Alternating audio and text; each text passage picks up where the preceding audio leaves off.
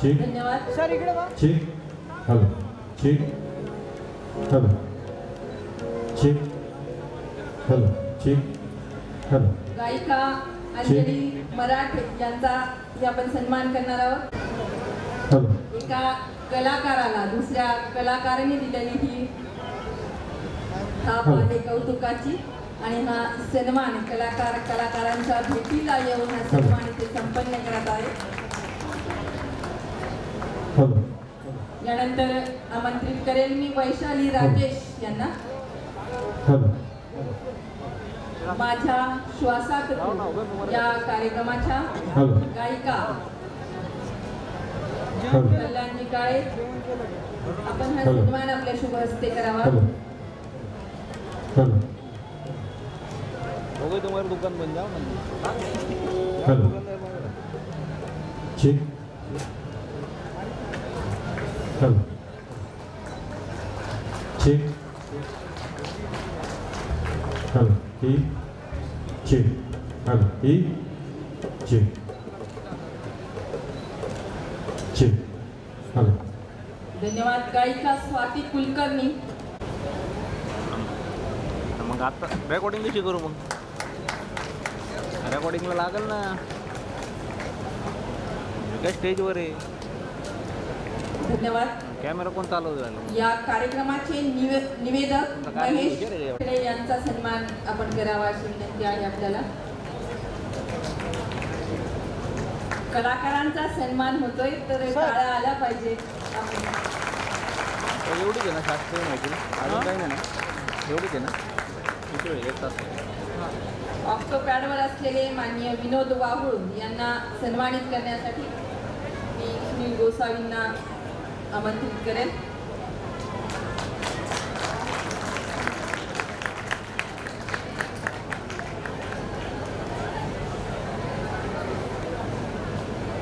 ढोलकीवर असलेले माननीय अंकुश तोरडे सर.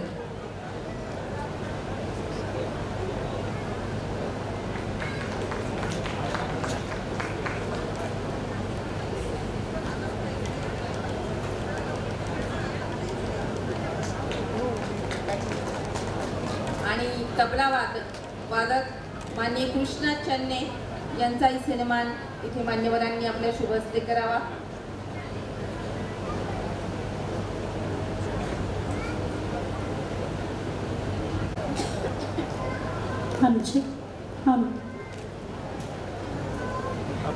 धन्यवाद. कपडे चेंज करून राहील. शब्दकर्मी साहित्य संमेलनासाठी उपस्थित लास्ट बट वन शेवटच्या आधीचं सत्र. या सत्रासाठी आपण सगळेजण खरं तर ही वेळ एखादा कार्यक्रम संपायची आहे पण साहित्य संमेलनं अशा वेळेला अपवाद असतात. त्यामुळं एखादा कार्यक्रम संपण्याच्या वेळेला जो कार्यक्रम सुरू होत असेल आणि कार्यक्रमाच्या सुरुवातीला जेवढे रसिक पाहिजेत तेवढ्याच संख्येनं रसिक या ठिकाणी उपस्थित आहेत याचा आनंद आम्हा सर्व कलाकारांना अधिक आहे. त्यामुळं मी सगळ्यात आधी तुम्हा सर्वांचे मनपूर्वक आभार याकरता व्यक्त करतो की आमच्या समोर ज्या वयाचा श्रोतृवर्ग जास्त संख्येनं बसलेला आहे ते वय म्हणजे या वेळेला दिवसभरातला उरलेला डेटा संपवण्यासाठी मोबाईल हातात घेऊन बसण्याचं वय आहे. पण त्या वयाचे रसिक आमच्या समोर सुहास्य वदनानं या ठिकाणी उपस्थित आहेत. त्याचा जास्त आनंद आमच्या सगळ्या कलावंतांना आहे. त्यामुळे एकदा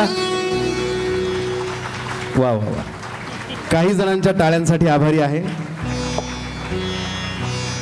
राहू द्या तुम्ही तरी कशाला वाजवता. सगळ्यांची जबाबदारी तुम्हीच खांद्यावर घेतल्यासारखं वाटते ते. कारण इकडच्या वर्गाकडनं टाळ्याच येत नाहीत. ये बा वा वा वा. कारण रसिकांच्या टाळ्या हे कलावंतांचं खरं टॉनिक आहे. खरं आम्हाला आधीच एकदा सुग्रास जेवण जेवू घातलंय आणि साऊंड लावायला आम्ही मुद्दामच जरा उशीर केलाय. कारण जेवल्या जेवल्या कार्यक्रमाला येऊन बसणं निवेदकाला आलेला ढेकर सपादू शकतो पण गायकाला आलेला ढेकर सपादत नाही. त्यामुळे थोडासा वेळ जो मध्ये मिळाला आणि त्याही वेळेत तुमच्या सगळ्यांची उत्सुकता जी ताणून राहिली आणि ज्या उत्सुकतेनं तुम्ही सगळेजण बसून होतात ती खरोखर वाखणण्याजोगी आहे. हे 15वं साहित्य संमेलन एवढ्या रसिकांच्या आणि रात्रीचे 10:30 वाजलेले असताना सुद्धा आपल्या प्रत्येकाच्या चेहऱ्यावरती जो आनंद, जो उत्साह दिसतो आहे तो निश्चितच तारीफ करण्यासारखा आहे.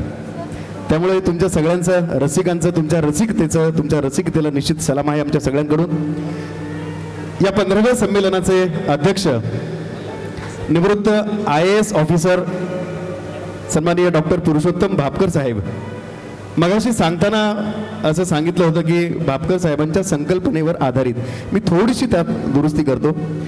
इथं सादर होणारी सगळीच गाणी भापकर साहेबांनी लिहिलेली आहेत. त्यामुळे त्यांच्याच गीतांचा हा कार्यक्रम आहे जो संगीतबद्ध केलाय अतुल दिवे यांनी. भापकर साहेबांची 154 गाणी अतुल दिवेंनी संगीतबद्ध केलेली आहेत. तेवढी सगळी आजच्या कार्यक्रमात होणं केवळ अशक्य आहे. त्यामुळं त्यातली आज आम्ही जी गाणी निवडलेली आहेत, मला अजून एक योगायोगाची गोष्ट अशी वाटते अतुल दादा, की आपण जी गाणी निवडलेली आहेत त्याच गाण्यांच्या वयाचा रसिक वर्ग आपल्या समोर जास्त संख्येने बसलेला आहे. आम्ही ये बात आता भापकर साहेब निवृत्त आहेत. निवृत्त होण्याआधी ते विभागीय आयुक्त होते, डिव्हिजनल कमिशनर म्हणून ते सेवानिवृत्त झालेले आहेत. त्याआधी महाराष्ट्र राज्याचे शिक्षण संचालक, कलेक्टर अशा वेगवेगळ्या पदांवरती त्यांनी काम केलेलं आहे आणि ज्या ज्या ठिकाणी गेले त्या त्या ठिकाणी त्यांनी शिस्तच लावलेली आहे. याचं सगळ्यात उत्तम उदाहरण म्हणजे आम्ही जिथून आलेलो आहोत ते छत्रपती संभाजीनगर. व्यक्ती हयात असताना एखाद्या रस्त्याला त्या व्यक्तीचं नाव मिळावं ही मराठवाड्यातली पहिली घटना डॉक्टर भापकर यांच्या कर्तृत्वानं सिद्ध झालेली आहे. भापकर साहेबांनी मागच्या 30 वर्षांपासून शहराचा गुदमरलेला श्वास, अनाधिकृत बांधकामं पाडून शहराचा गुदमरलेला श्वास मोकळा केला आणि सगळ्या लोकांनी आनंदानं आणि अभिमानानं जो रस्ता सगळ्यात गजबजीचा होता आणि जो अतिक्रमणामुळे अत्यंत छोटा झालेला होता तो मोकळा केल्यामुळे त्याच रस्त्याला डॉक्टर पुरुषोत्तम भापकर असं नाव दिलेलं आहे. त्यामुळं असं नाव मिळणारा हा कर्तव्य कठोर, कर्तव्यनिष्ठ, सेवा तत्पर आणि कवी, मनाचा कवी माणूस, ज्यांच्या गीतांचा कार्यक्रम आज आम्ही सादर करत आहोत. माझ्या श्वासात तू गाणी जसजशी येत राहतील. अर्थात मी सांगितलं की बहुतांशी गाणी आज ही प्रेमगीतं आहेत भापकर साहेबांनी लिहिलेली. तुम्ही म्हणाल की एवढा कठोर माणूस प्रेमगीतं कशी काय लिहू शकतो, पण ते कशी काय लिहू शकतो हे तुम्हाला ऐकायलाच मिळणार आहे. या संमेलनाचं ब्रीद जे आहे, शब्द हाच गंध, शब्द हीच रत्ने, जोडावे सृजन साहित्य प्रयत्ने.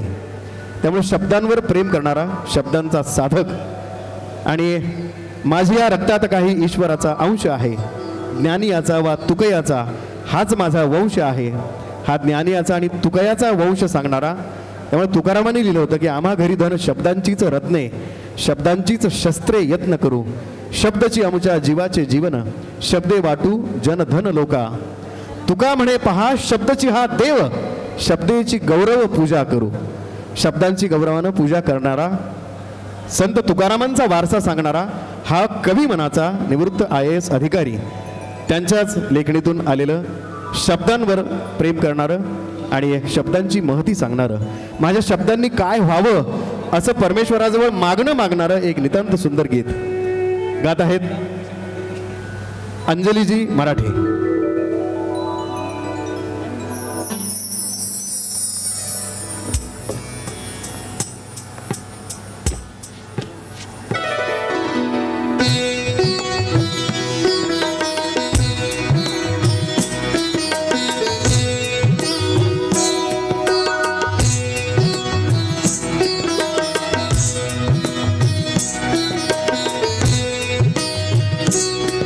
शब्दानो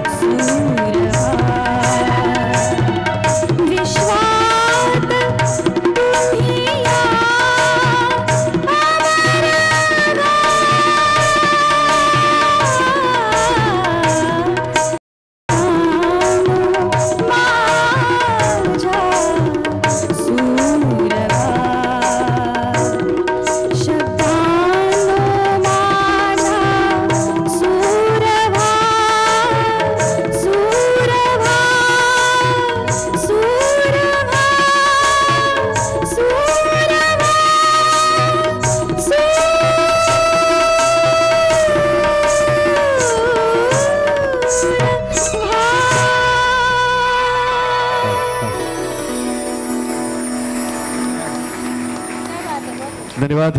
शब्दांची पूजा आणि शब्दांची साधना करणाऱ्या सुहृदयी कवीच्या तितक्याच ताकदवान लेखणीतून साकार झालेले नितांत सुंदर गीत, तितकंच सुंदर संगीतबद्ध केलंय अतुलजींनी आणि तितकाच ताकदीनं आपल्यासमोर अंजलीजी मराठे यांनी ते सादर केलेलं आहे. खास पुण्याहून आजच्या कार्यक्रमासाठी अंजलीताई मराठे या ठिकाणी आलेल्या आहेत. वयाच्या 4थ्या वर्षांपासून त्यांनी त्यांच्या आईकडेच म्हणजे श्रीमती अनुराधा मराठे यांच्याकडे गाणं शिकायला सुरुवात केली आणि त्याच वयापासून साधारण 6व्या वयापासून आकाशवाणीवर बालगायिका म्हणून त्या गाण्यासाठी जायच्या आणि त्यानंतर मात्र त्यांनी मागे वळून कधीच बघितलं नाही. अनेक मालिका, अनेक सिनेमांसाठी आपल्याकडं काही जुनी माणसं आहेत ज्यांनी ब्लॅक अँड व्हाईटच्या काळापासून टी व्ही बघितलेला आहे आणि त्यानंतरच्या काळातही आपण टी व्ही बघतोच आहोत. पण त्यातल्या अनेक मालिका, अनेक जाहिरातींसाठी ज्यांनी गायन केलेलं आहे. DSK विश्वची जाहिरात त्यांनीच गायलेली आहे. पुन्हा गाडगीळ जाहिरात त्यांनीच गायलेली आहे. त्याबरोबर चौकट राजा हा जुना सिनेमा बघितला असेल, त्यातली गाणी त्यांनी गायलेली आहेत. 7च्या आत घरात सिनेमा, त्यातलीही गाणी अंजलीताईंनी गायलेली आहेत. आणि आज भापकर साहेबांच्या गाण्यांना अतुल दिवे यांनी संगीतबद्ध केलेलं आहे आणि त्यांच्या संगीत दिग्दर्शनाखाली त्या गाण्यासाठी या ठिकाणी आलेले आहेत. जोरदार टाळ्या एकदा अंजलीताईंसाठी. आपल्याकडे सुफी परंपरा फार मोठी आहे. जेवढे सुफी संत आपल्याकडे आले त्या संतांचं लेखन अनेक गायकांनी सुफियाना अंदाजमध्ये, सुफियाना पद्धतीने गायलेलं आहे. अशी सुफी अनेक गाणी आपण ऐकलेली आहेत. मग अगदी संत कबीरांपासून बाबा बुलेशाह असतील किंवा मिरेची काही भजनं असतील, कबीराचे दोहे असतील किंवा शेख फरीद बाबा शक्करगंज असतील, यांची गाणीसुद्धा सुफी पद्धतीने सुफी संतांनी भरपूर गायलेली आहेत. आणि या सुफी संतांचं लेखनसुद्धा तितकंच विपुल प्रमाणात आहे.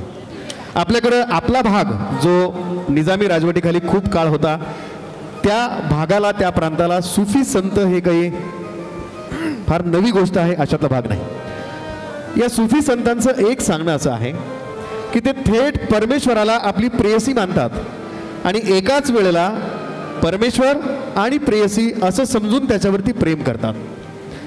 तेव्हा त्या परमेश्वरामध्ये त्यांना कधी प्रेयसी दिसते आणि प्रेयसी हीच त्यांचा परमेश्वर असते. त्यामुळं दोन्ही अर्थांनी त्याच्यावरती प्रेम करणारी ही मंडळी आहे. त्यामुळं यांच्या लेखनामध्ये सातत्यानं तशा प्रकारचा भाव निश्चितच आलेला आहे. तोच भाव डॉक्टर पुरुषोत्तम भापकर साहेबांच्या एका कवितेमध्ये अतुलजींना सापडला आणि त्यांनी हे गाणं सुफी पद्धतीने आपण कंपोज करूयात असं ठरवलं आणि त्यानुसार जे गीत आलं ते आपल्या समोर या ठिकाणी गात आहेत स्वतः संगीतकार सुप्रसिद्ध गायक अतुलजी दिवे.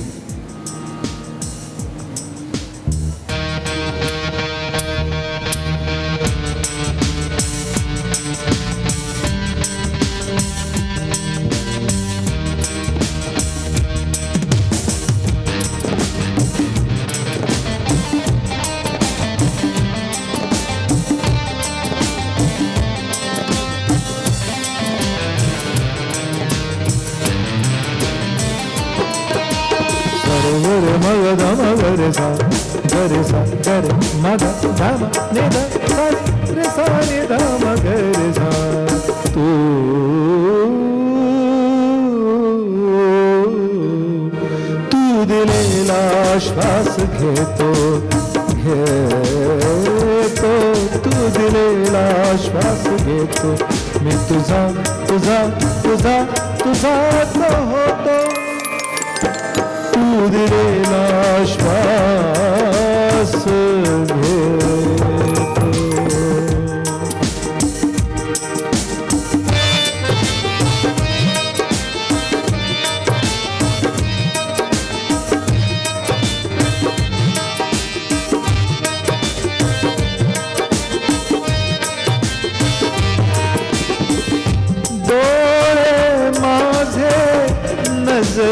तुझी माझे माझे माझे माझे डोळे माझे नजर तुझी स्पर्श माझा काया तुझी स्पर्श माझा काया तुझी पमद पम मग रे रो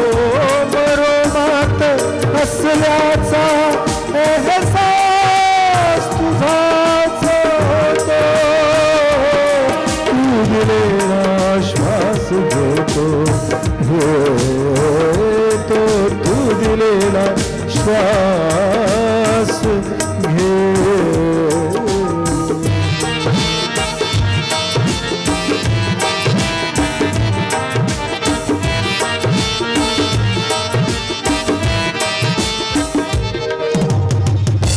विश्व माझे भाव तुझे विश्व माझे भाव तुझे विश्व माझे भाव तुझे विश्व माझे भाव तुझे ओठी माझ्या नाव तुझे ओठी माझ्या नाव तुझे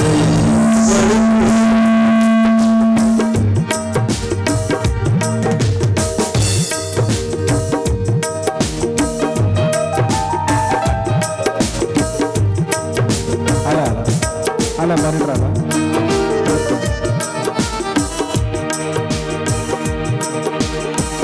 चेक चेक नाही बंद झाला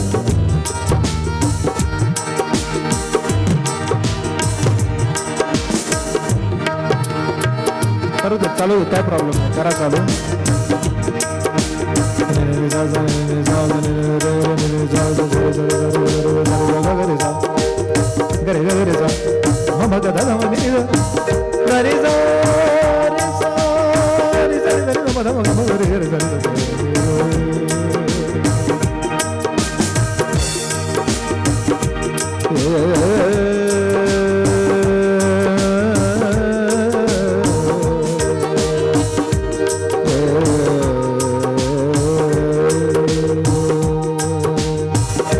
विश्व माझे भाव तुझे विश्व माझे भाव तुझे विश्व माझे भाव तुझे विश्व माझे भाव तुझे ओठी माझा नाव तुझे ओठी माझ्या नाव तुझे वळती पावले गाव तुझे वळती पावले गाव तुझे सत्संग तुझा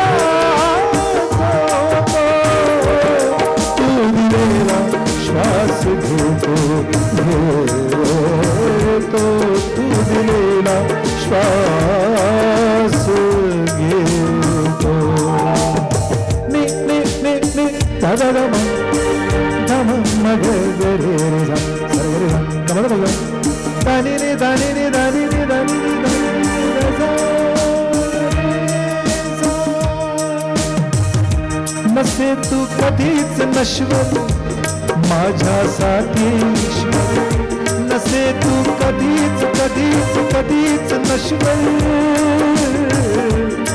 माझ्यासाठी ईश्वर निनादना आसमंती माझा स्वर माझा स्वर तुझा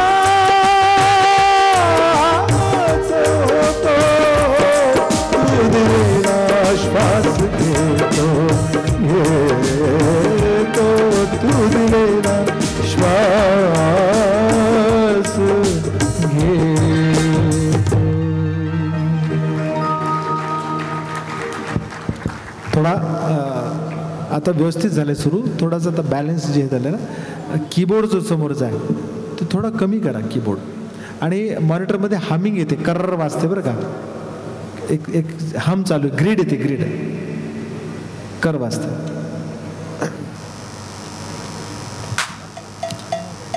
धन्यवाद छान आणि उत्तम साऊंड लावलाय उत्तम एकदा आपण अवधूत गुरु यांच्यासाठी जोरदार टाळ्या वाजवू सुंदर साऊंड आहे थोडासा मॉनिटर हे चालत असतं एखाद्या चांगल्या कामाला थोडं विघ्न आलं की कार्य अजून ते चांगलं होतं पुढे त्याच्यामुळे काही काळजी करू नका छान साऊंड आहे आणि जे खुमासदार, जसं तिकडे जेवण होतं ना सुंदर रुचकर, तसंच खुमासदार निवेदन जे करतायत, ज्यांचं नाव स्टेजवर एकदाही चांगलं म्हणजे ओरिजिनल घेतलं गेलं नाही, मग मी शेवटी त्यांना म्हणालो की म्हटलं एवढं अवघड नाव का ठेवलं तुम्ही.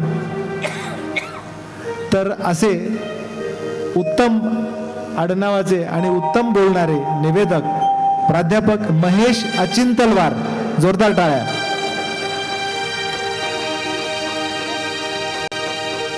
धन्यवाद. गाणं कसं येतं, खरं तर शब्द पेरली की कविता येतात, आणि कविता फुलू लागल्या की त्याचं गाणं व्हायला वेळ लागत नाही. मग ते गाणं रसिकांच्या समोर गेलं की रसिक निश्चित त्याला टाळ्यांची दाद देतात, वाहवा करतात. पण शब्द पेरले की कविता येतात, शब्दांना पेरावं लागतं आणि मग त्याचंच गाणं होतं. आमचे संतोष नारायणकर नावाचे कविमित्र फार सुंदर लिहितात. ते म्हणतात, गाणं तालातून येतं, गाणं सुरातून येतं, जीव ओतावा गाण्यात, गाणं उरातून येतं. झाड वयात आलेले देती बीजाला टाकून, नव्या जीवासाठी बीज घेती स्वतःला गाडून. त्याच्या उगण्याचं गाणं पेरा पेरातून येतं, जीव ओतावा गाण्यात, गाणं उरातून येतं. पण डॉक्टर पुरुषोत्तम भापकर हे शब्द पेरत जातात, पण त्यासोबत स्वतःला कामात जास्त गुंतवून घेतात सातत्यानं. म्हणजे आता निवृत्त झाल्यानंतर सुद्धा गावाकडे येऊन फार सुंदर शेतीमधले वेगवेगळे प्रयोग करणं आणि ते आवर्जून इतरांपर्यंत पोहोचवण्याचं काम ते ज्या पद्धतीनं लिहितात. अगदी 8-10 ओळींची एखादी पोस्ट जरी असली तरी त्या 8-10 ओळींमध्ये सुद्धा वेगवेगळ्या कविता सापडाव्यात इतकं ते सुंदर लिखाण आहे. त्यात एक सुंदर अशी खुमासदारी आहे, त्यात खुसखुशीतपणा आहे, त्यात लुसलुशीतपणा आहे आणि त्यात गावच्या मातीचा सुंदर असा गंध सुद्धा आहे. तेव्हा मृदुगंध घेऊन येणारी ही सुंदर कविता जेव्हा लढीवाळ होते तेव्हा ती कधी बायकोच्या भूमिकेतून येते तर कधी प्रेयसीच्या भूमिकेतून येते. प्रेयसीच्या आणि बायकोच्या भूमिकेतून आलेला हा लढीवाळपणा त्यांच्याच शब्दात गात आहेत वैशाली राजेश.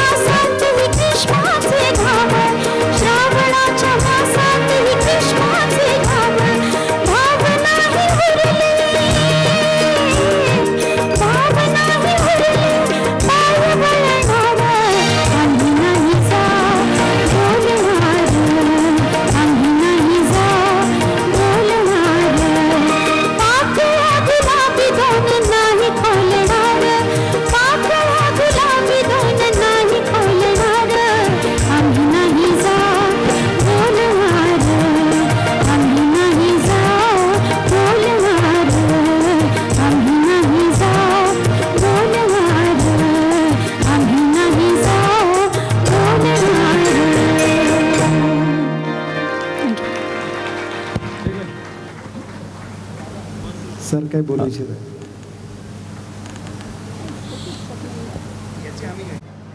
अतुलकडंच त्यांचं येणं झालं होतं. मला ते म्हटले, आमची भेट झाली आणि मला त्यांनी सांगितलं की भापकर साहेब, गेल्या 25 वर्षापासून माझ्या मनामध्ये शब्द आहेत, मला काव्यच मिळत नाही. म्हटलं कोणते शब्द? कोणते शब्द? ते म्हटले आम्ही नाही जा बोलणार. आणि मी त्याच्यात एक पुढच्या 15 मिनिटामध्ये पाकळ्या गुलाबी दोन नाही खोलणार, आम्ही नाही जा बोलणार सुरू झालं. काय बात आहे. Okay okay. तो म्हटलं की तपेलं ज्याला समजतं ती उत्तम गृहिणी असते. तो म्हटलं की तलवार ज्याला समजतं तो उत्तम योद्धा असतो. आणि क म्हटलं की कविता ज्याला कळते तो कवी असतो. आणि अशा सुहृदयी कवी मनाचा माणूस. मी खरं तर आता आमच्याकडे असणाऱ्या गाण्यांची संख्या, आपल्याकडे असणारी वेळेची मर्यादा यांचं प्रमाण व्यस्त आहे आणि यानंतरचा एक कार्यक्रम अजून होणार आहे. त्यामुळं मी आता अधिक न बोलता, कारण कवी काय असतो फक्त 2 शब्दात सांगतो की प्राजक्ताचं फूल अलगद गळून पडतं आणि देठ सोडत असतानाचा प्राजक्ताच्या फुलाचा विरह आणि त्या विरहाचं दुःख हे ज्याला कळतं तोच कवी असतो. म्हणून म्हणतात की काट्यानं फाटत जाते कळी तसा फाटत जातो कवी. काट्यानं फाटत जाते कळी तसा फाटत जातो कवी आणि जगाच्या दुःखावर मलम वाटत जातो कवी. म्हणून म्हणतात कवी जेव्हा बोलतो मनातून तेव्हा त्याला नसतं हसायचं.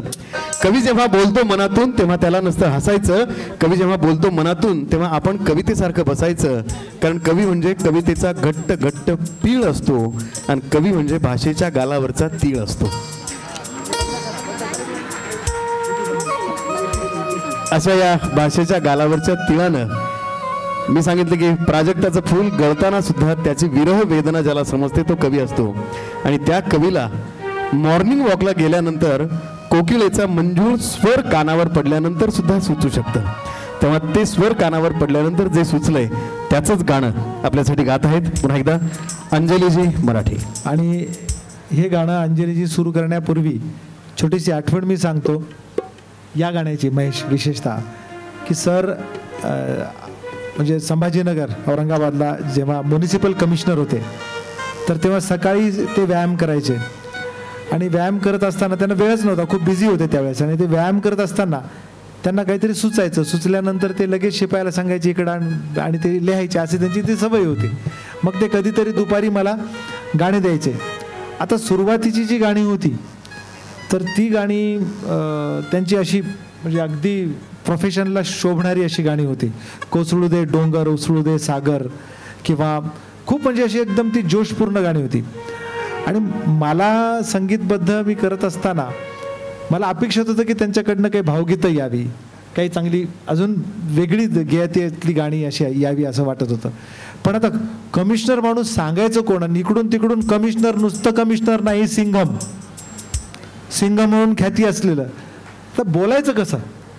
म्हटलं तर काहीतरी व्हायला पाहिजे. मग आमचे एक अरेंजर होते शिव राजोरिया, ते म्युझिक डायरेक्टर अरेंजर होते, माझ्याबरोबर काम करायचे. त्यांना मी म्हटलं की शिवजी यार कुछ तो करो कि जरा सर को जरा बोलना है अच्छा गाना लिखने के लिए. तो ठीक है बोले. सर ने विचारा सर आप कभी गाँव जाते हैं? तो बोले हाँ जाता हूँ. बोले कभी आपकी वाइफ भी गाँव जाती है? तो बोले जाती है. तो फिर जाने के बाद कुछ सूझता है कि आपको उनकी याद में, ऐसा कुछ लिखो ना कागज के ऊपर. म्हटलं आता एक तर यांचं काही खरं नाही तर त्यांचं काही खरं नाही. पण झालं असं की सर हसले. ते म्हणाले ठीक आहे मी प्रयत्न करतो. आणि आता तुम्हाला माहिती मी कलाकार माणूस आहे. कार्यक्रमाला रात्री उशीर किती होतो, मी किती वाजता उठत असेल सकाळी? उशिरा नेहमीप्रमाणे. मग त्या सकाळी 6:15 मला फोन आला. 6:15 फोन आला. म्हटलं कोण करतो? बघितलं तर भापकर सर. अरे बापरे, एकदम फोन उचलला. हॅलो सर बोला. म्हणे झोप चालली? नाही म्हटलं सर बोला ना, काय सांगा. म्हणाले ऐक, मंजुळ हे स्वर आले कोकिळेच्या चुंबनाचे, वाऱ्याचे वय झाले मेघांनी झिंगण्याचे. मी शेजारी वही पेन होता, मी गाणं लिहून घेतलं. सरांनी मला 6:15 वाजता गाणं दिलं. मी उठलो, माझ्या शेजारीच पेटी असते बेडरूममध्ये, हार्मोनियम मी उचलली आणि 6:30 सरांना म्हटलं सर काय करताय? म्हणे मी व्यायाम करतोय. म्हटलं तुम्ही दिलेल्या 4 ओळी ऐका. कायच केले आपली. आणि त्यांना मी 3ऱ्या ते 4थ्या 5व्या मिनिटाला झलक ऐकवली गाण्याची. आणि ती अशी होती की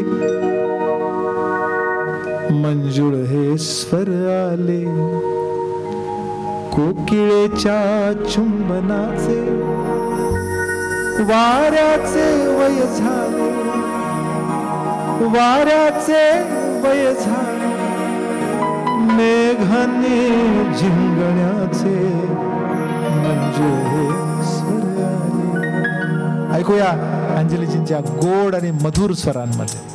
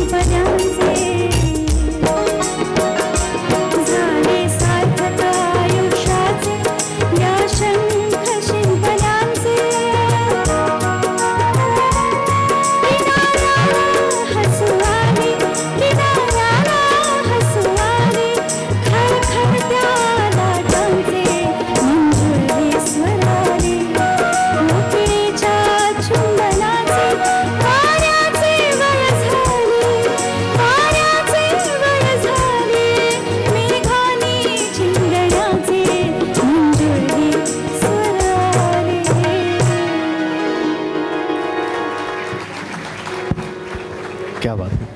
अतिशय सुंदर. हे गाणं जितकं सुंदर आहे तितकंच सुंदर त्याची बांधणी सुद्धा झालेली आहे आणि तितक्याच ताकदीनं ते सादर सुद्धा आपल्या सगळ्यांच्या समोर झालेलं आहे. एकदा गीतकार, संगीतकार आणि गायिका या तिघांसाठी सुद्धा जोरदार टाळ्या झाल्या पाहिजेत. मला बऱ्याचदा प्रश्न पडतो की मोठ्या पदावर असणाऱ्या माणसांना सुचतं कसं, किंवा ज्यांना सुचतं ती खरंच मोठ्या पदावर जाऊ शकतील का. आता एखाद्याच्या सौंदर्याचं वर्णन करायचं आहे आणि ते इतक्या काव्यमय पद्धतीनं जर केलेलं असेल तर हे निश्चित एखाद्या अधिकाऱ्याचं काम नाही आणि असा माणूस तर IAS होऊ शकत नाही. पण तुम्हाला गंमत सांगतो साहेब, हे जे गाणं आता मी यानंतर निवडलेलं आहे, कोण असे अभियंता, ह्या गाण्यातली मी एक एक ओळ वाचत होतो तेव्हा एखाद्या स्त्री देहाचं वर्णन जितक्या सुंदर आणि सौम्य शब्दामध्ये करता येईल हे निष्णात कवीशिवाय दुसऱ्या कुणाला जमत नाही. अहो, आमच्याकडे एकानं फक्त तिच्या केसाचंच वर्णन केलं तर 10वीतून नापास झाला, तो पास कधी झालाच नाही आयुष्यात पुन्हा. आणि इथं अवयवांचं वर्णन, डोळे कसे आहेत तर बदामी आहेत म्हणे, ओठ कसे आहेत नारंगी. आमच्या एकाने सांगितलं, पिपळाचं पान जसं उगवतानी लाल ग सखे तसे तुझे गाल ग, ओठ तुझे नारंगीची, ओठ तुझे मोसंबीची जोडलेली फोड ग मला ओठांनी तू जोड ग, असं आमच्या एकाने लिहिलं. आणि एकाने लिहिली कविता तर 10वीच्या नंतर तो शिकूच शकला नाही. त्याला म्हटलं झाली काय भानगड अशी, ते म्हणजे सौंदर्याचं वर्णन केलं होतं, दुसरं काहीच नाही केलं म्हणे, पण 10वीच्या पुढे शिकूच शकलो नाही. म्हणलं नेमकं काय वर्णन केलं होतं. त्यांनी सांगितलं साहेब, ते म्हणाले 10वीत मी बसलो होतो प्रथम परीक्षेचं, पेपर सोडव नीट गाढवा घरच्यांचा आदेश, पेपर पहिला घंटा पहिली क्षण औत्सुक्याचा आणि माझ्या पुढती नंबर होता शुभदा जोशीचा, तर मानेला ती हिसका देते नकळत सवयीने आणि लिहू लागली शुभदा पेपर पानावर पाने, मऊ मुलायम मोहक काळ्या केसांचा आभार अलगद येऊन पडली वेणी माझ्या बाकावर. अहो 3 तासही एक चित्त मी तिच्या शेपटात, 3 तासही एक चित्त मी तिच्या शेपटात, एकही अक्षर लिहिले नाही उभ्या पेपरात. शेवटची ती घंटा होता आलो भानावर, कळले आता जगणे आपुले गावी खेड्यावर, बांधावरती मोठेवरती माझी उपजीविका, शिक्षणास मी आज पारखा शुभदा प्राध्यापिका. केसाने त्या गळा कापिला, केसाने त्या गळा कापिला अलगदजी माझा आणि परी बैलाच्या पिळीत शेपट्या जगतो हा राजा. एक एवढं फक्त केसाचंच वर्णन केलं, केसामध्ये गुंतला माणूस तर आयुष्यात पुन्हा निघू शकला नाही बाहेर. पण इथं मात्र बघा तुम्ही, आता ह्या गाण्यामध्ये तुम्ही ऐका काय शब्दकळा आहे आणि काय सुंदर वर्णन केलेलं आहे. पण हे करत असताना गाण्याच्या शेवटी मी तुम्हाला परत सांगणार आहे की हे IAS अधिकारी असणाऱ्या माणसाचं गाणं आहे. ऐकूयात गाणं.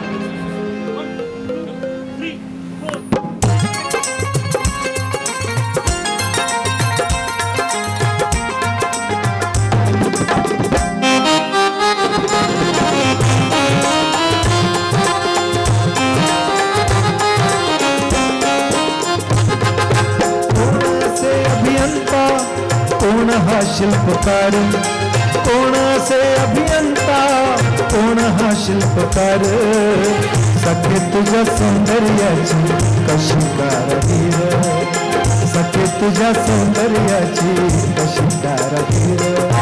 कोण असे अभियंता, कोण हा शिल्पकार, कोण असे अभियंता, कोण हा शिल्पकार, सखे तुझ्या सौंदर्याची कशी कारागीर, सखे तुझ्या सौंदर्याची कशी कारागीर.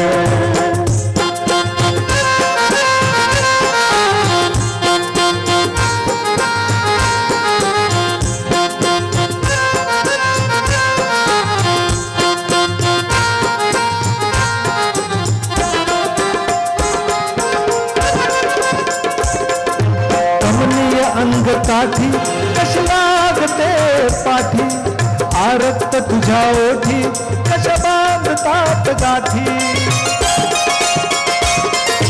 कमनीय अंग काठी कशी लागते पाठी, आरक्त तुझ्या ओठी कशा बांधतात गाठी. भेटीत जीव माझा आता कसा तोलणार, भेटीत जीव माझा आता कसा तोलणार. सखे तुझ्या सौंदर्याची कशी कारागीर, सखे तुझ्या सौंदर्याची कशी कारागीर.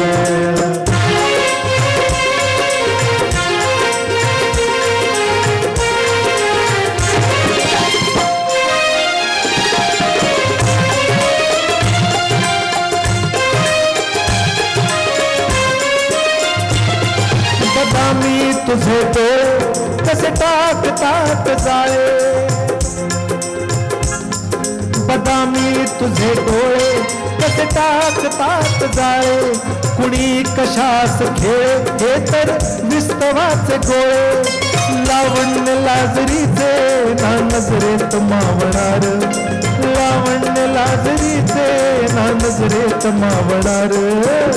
सखे तुझ्या सौंदर्याची कशी कारागीर, सखे तुझ्या सौंदर्याची कशी कारागीर.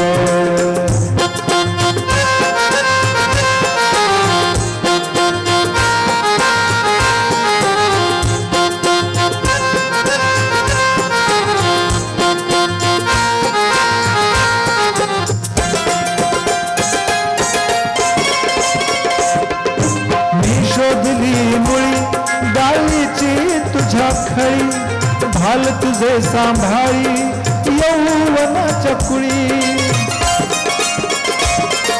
मी शोधली मुळी गाळीची तुझ्या खळी भाल तुझे सांभाळी यौवनाच्या कुळी. खुळ्यांचा तोल जाई अशी संपन्न जहागीर, खुळ्यांचा तोल जाई अशी संपन्न जहागीर. सखे तुझ्या सौंदर्याची कशी कारागीर, सखे तुझ्या सौंदर्याची कशी कारागीर.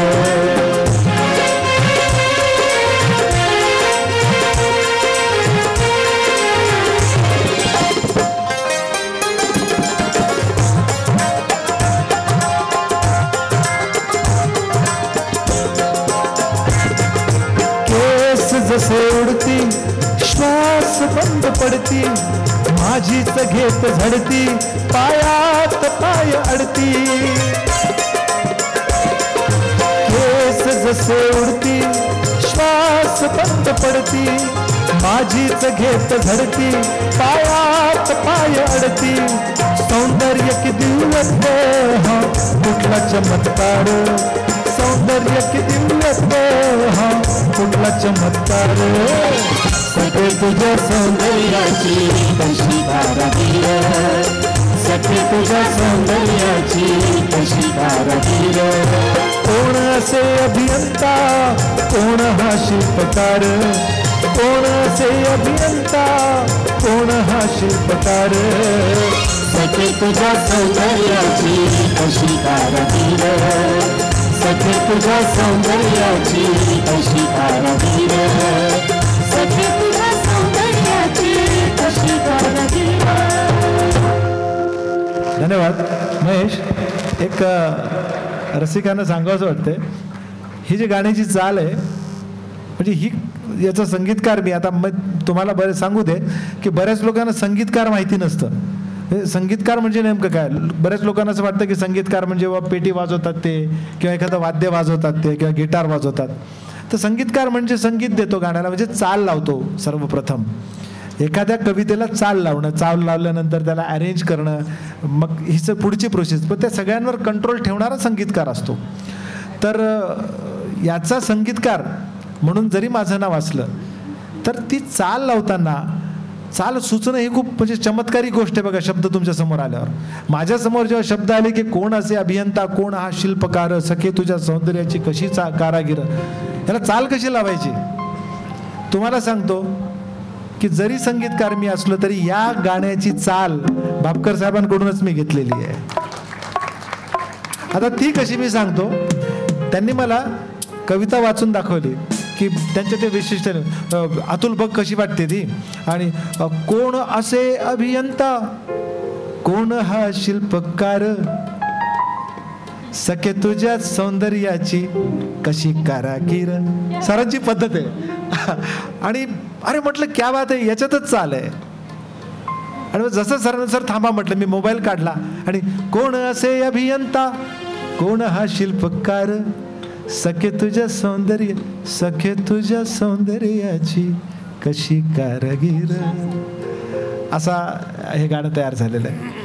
तर अजून एक म्हणजे की भापकर साहेबांना मी काही क्षणासाठी स्टेजवर बोलवतो, कारण आपल्या काही महत्त्वाचे व्यक्ती सर की त्यांचा थोडासा सन्मान तुम्ही करावा. आजच्या कार्यक्रमाला विशेषतः आलेले लोक आहेत. तर 1 मिनिटासाठी या सर प्लीज. आणि या निमित्तानं आता सरांना आपण वर बोलवलेच आहे. मला सरांना एक फक्त विचारायचं एवढं आहे की कवीला प्रत्येक कविता सुचण्यामागं काहीतरी प्रेरणा असते, त्याच्या डोळ्यासमोर काहीतरी असतं. असं ही जी कविता सरांनी लिहिली, कोण असे अभियंता, कोण शिल्पकार, सखे तुझ्या सौंदर्याची कशी कारागीर, ह्या कवितेची प्रेरणा कोण असेल बरं? म्हणजे ही कोणासाठी कविता लिहिली असेल सरांनी? सर आले त्यांनाच विचारा आता सर. आणि अशी प्रेम तिळांची काळ्या भोर, सखे तुझ्या सौंदर्याची कशी कारागीर. क्या बात. फार सुंदर शब्द सरांनी इथं वापरला. परकाया प्रवेश. प्रत्येक गोष्टीचा अनुभव घेण्यासाठी ती गोष्ट झालीच पाहिजे असं काही गरजेचं नसतं.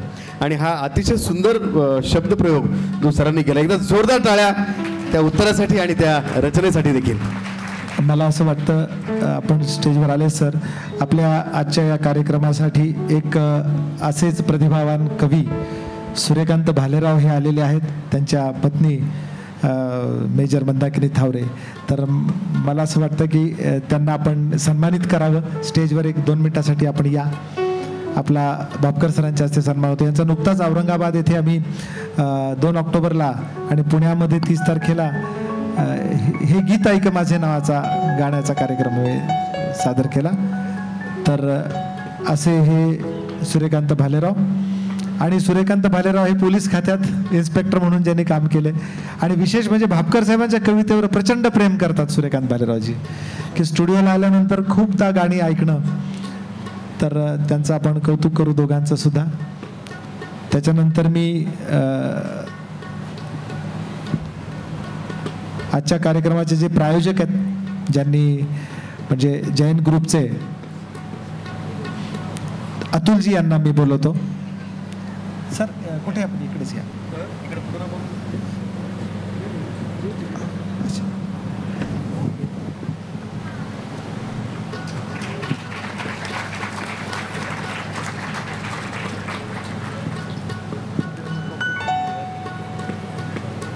मंदाकिनी, मेजर मंदाकिनी थावरे या म्हणजे सूर्यकांत भालेरावांना कविता ज्यांच्यामुळे सुचल्या त्या मॅडम आहे. आपण टाळ्या वाजवू जोरदार. नंतर मी जैन ग्रुपचे जे म्हणजे आहेत अतुलजी यांना स्टेजवर बोलवतो. आपण कृपया यावं.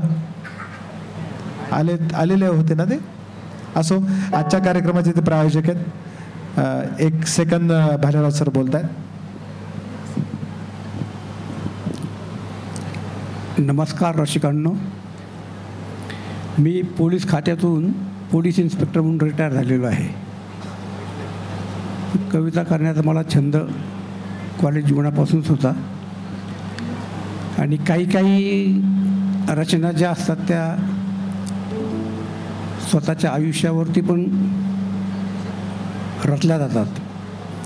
आता पोलीस खातं आणि लष्करामधले जे सैनिक, आपण ह्यांचं जीवन पाहिलं तर कधी इमर्जन्सी येईन आणि कधी आपल्याला आपलं काम सोडून जावं लागेल. विशेषतः घरामध्ये समजा बायकोचा वाढदिवस आहे, लग्नाचा वाढदिवस आहे आणि काही ते आपण प्रोग्राम ठरवला आहे, आपण निघायची सगळी तयारी केलेली आहे किंवा कुठं कोणाच्या लग्नाला जायचं आहे, सगळं वातावरण चांगलं असतं, तयारी झालेली असती आणि अचानक निरोप येतो की तुम्ही ताबडतोब ऑफिसला या. अशा वेळेस घरच्यांची स्थिती कशी होत असेल, दयनीय होत असेल, त्याचा खूप अनुभव मी घेतलेला आहे आणि आमच्या जीवनात तसा येत असतो. हे क्षण जे असतात हे निघून जातात, निघून गेलेले क्षण परत येत नसतात. तर त्यावरती माझ्या मनातून एक काव्यरचना निर्माण झाली. तिचे शब्द आहेत असे: या क्षणांनो या फिरुनी आज माझ्या जीवनी, या क्षणांनो या फिरुनी आज माझ्या जीवनी, खूप काही राहिले करावयाचे राहुनी. ती आणावयाची राहिली नक्षत्रे या भुवरी, ती आणावयाची राहिली नक्षत्रे या भुवरी, चांदण्यांचा हार सखीला गेला द्यायचा राहुनी. माझी या प्रियेसाठी, माझी या प्रियेसाठी म्हणजे अर्थात माझ्या पत्नीसाठी, माझी या प्रियेसाठी चांदणे द्या बहरुनी, या क्षणांनो या फिरुनी आज माझ्या जीवनी. मला माहीत आहे गेलेले क्षण परत येणार नाहीत, परंतु तरी पण मी त्या क्षणांना आवाहन केलं आहे की काही गोष्टी राहून गेलेल्या आहेत, त्यासाठी तरी तुम्ही परत या. नंतर हे एवढं लिहिल्यानंतर माझ्या मनात एक कल्पना अशी आली की एक सैनिक आहे सीमेवरती लढणारा, तो सुट्टीवर येतो, त्याचं लग्न झालं असतं नुकतंच, तो आणि त्याची पत्नी त्यांच्या मूडमध्ये असतात. ते गावामध्ये जातात, त्याला मरवा दिसतो एका ठिकाणी, तो मरवा घेतो आणि आपल्या पत्नीच्या केसामध्ये माळतो. त्यावेळेस ती पत्नी त्याकडे पाहून गोड असते आणि त्याला म्हणते गाजरा नाही दिला. आजूबाजूला पाहतो तो, त्यावेळेस त्याचं पुढं गाजरा नसतो. आणि नंतर 2 दिवसांनी त्याला इमर्जन्सी कॉल येतो की तुम्ही ताबडतोब सीमेवरती हजर व्हा. त्या दोघांचाही मूड जातो. पत्नी पण खूप नाराज होती, पण न्यायला असे कर्तव्यापुढं काही चालत नाही. मग ते त्याला स्टेशनवरती सर्व त्याला निरोप देण्यासाठी जातात. आणि तत्पूर्वी तो सैनिक जो असतो तो गावात जाऊन येतो आणि येत असताना त्याला गजरा दिसतो आणि त्याच्या बायकोची आठवण त्याला येते की बायकोने गजरा मागितला होता, म्हणून तो गजरा घेतो आणि खिशात ठेवतो. आणि निघताना तो द्यायचा राहून जातो. रेल्वेमध्ये तो उभा राहतो दरवाजामध्ये आणि त्याला अचानक आठवण येते की अरे गजरा आणलेला. पण तो गजरा काढतो आणि पत्नीकडं असा हात दाखवतो गजरा, आणि त्याची पत्नी तो गजरा पाहून खुशीने तो गजरा घेण्यासाठी पळत येते. पण तोपर्यंत रेल्वे चालू झालेली असते आणि गाडीचा स्पीड वाढल्यावरती तिच्या हातामध्ये तो गजरा काही जात नाही, पण त्याच्या हातून तो गजरा पडतो, तो तिच्या पायाजवळ पडतो. म्हणजे ही काल्पनिक कल्पना माझ्या मनात ज्यावेळेस सुचली मला, त्यावेळेस शब्द माझ्या मनातून प्रकट झाले. फुले उमलली ताटव्यांनी गंध गेला वाहुनी, फुले उमलली ताटव्यांनी गंध गेला वाहुनी, माळला मरवा तरीही गजरा गेला राहुनी. माझी या प्रियेसाठी, माझी या प्रियेसाठी हार द्या ते गुंफुनी, या क्षणानं या फिरुनी आज माझ्या जीवनी. तर असे खूप असे क्षण माझ्या मनात आमच्या जीवनातून गेलेले आहेत, पण त्याला नाईलाज असतो. काही ठिकाणी कर्तव्य कठोर असतं, ते आपल्याला त्याचं पालन करावंच लागतं. धन्यवाद. धन्यवाद. कवी उलगडत असताना अगदी थोडक्यात त्यांनी आपलं मनोगत या ठिकाणी व्यक्त केलं आणि